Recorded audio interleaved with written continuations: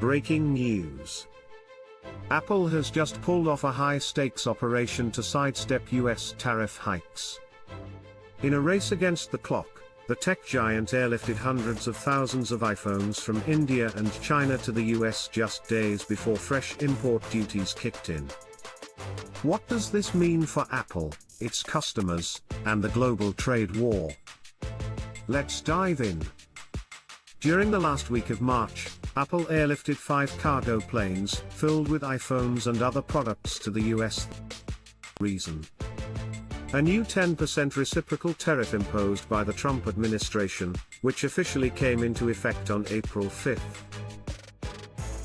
And this is just the beginning.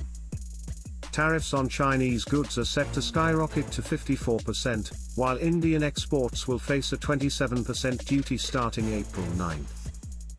Apple's move was about beating that deadline, ensuring its US warehouses were stocked before these costs skyrocketed. India is becoming a rising star in Apple's supply chain. As of now, India produces about 10 to 15% of all iPhones globally, with plans to ramp that up to 25% by the end of 2025. In fact, Apple is expected to produce 25 million iPhones in India this year alone. By diversifying production, Apple aims to reduce its dependence on China and shield itself from the ongoing US-China trade tensions. But while this airlift was a quick fix, the trade tensions are reshaping Apple's long-term strategy.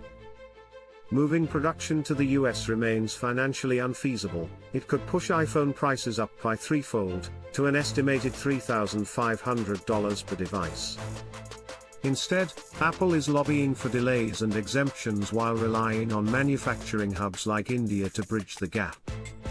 Will tariffs lead to higher product prices? And will Apple's diversification strategy pay off? What do you think about Apple's bold airlift strategy? Is this a smart workaround or just a temporary band-aid? Let us know in the comments below. And don't forget to hit that like button and subscribe for more updates on tech, trade, and the global economy.